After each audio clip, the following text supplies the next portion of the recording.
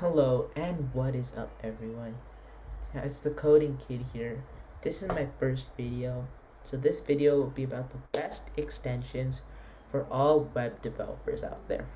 Our first extension is HTML CSS support. So if you just search up HTML, just show up like this HTML CSS support. So this would be required to write any HTML or CSS files in VSCode. So this is like something that you will need to write HTML and CSS. So the second extension here is Intellisense for CSS class names in HTML. So this is basically if you make CSS classes and if you want to use them in your HTML file, this will help you recognize. It will try to autocomplete the class that you're trying to use.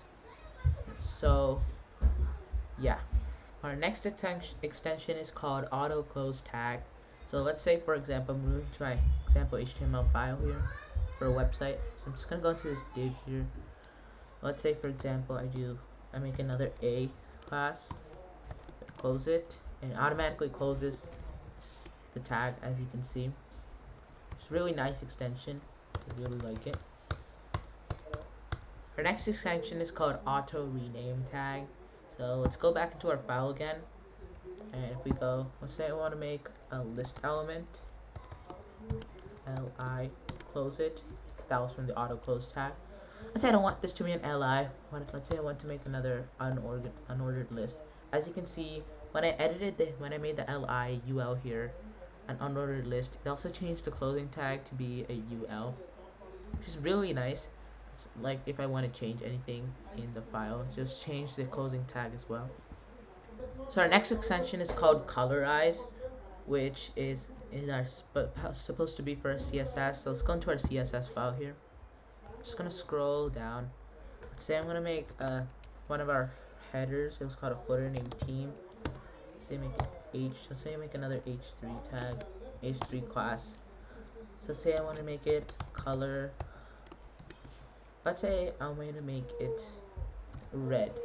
But we don't know what CSS red looks like. So if I put that, as you can see, Colorize makes that a red. It highlights it as a red color like that. Our next extension is called CSS Peak. So we'll go back into our HTML file for this. Let's say I want to see what the header file, this header class does. So what I can do is just right click on it and go into peak definition, or you can just do Alt F12. So I can click that, and as you can see, it peeks my CSS file and shows me the definition of the header class. Our next extension is called Indent Rainbow. So what this does is, let's go into our HTML file. So basically, every indent that you make, it makes it a different color. So it's easy to see what your indents are and what your header tree looks like inside your file. Our next extension is called Path Intellisense. So let's say, for example, we have to go into our file tree for this Explorer. So I'll say I want to go into my images folder and I want to use an image as like a background, or just put it on my website somewhere. So let's say I just want to do that right now. So I'm just going to do img, close that. I want to do source equals that. I want to move out. I want to go into my files. I can see it tries to autocomplete it. Images. So I want to make that a background.png. And yeah, that's basically what it does. And our final extension for today is called Color Picker. So let's say, let's go into our CSS file for this. Say I don't want to make this black. So I can just hover over that thing, that preview right there. If I go, change the color to whatever I want, and then as you can see, just change it to the RGB value that I want. But I don't want it to be this color. I want it to do just plain black.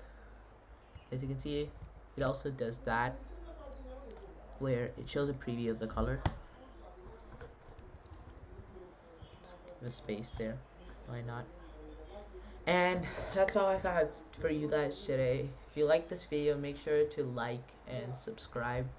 Share this video with your friends who are web developers. I promise you that this will help them out a lot. And please comment what do you think I did bad in this video and what I did good in this video. And see you all next time.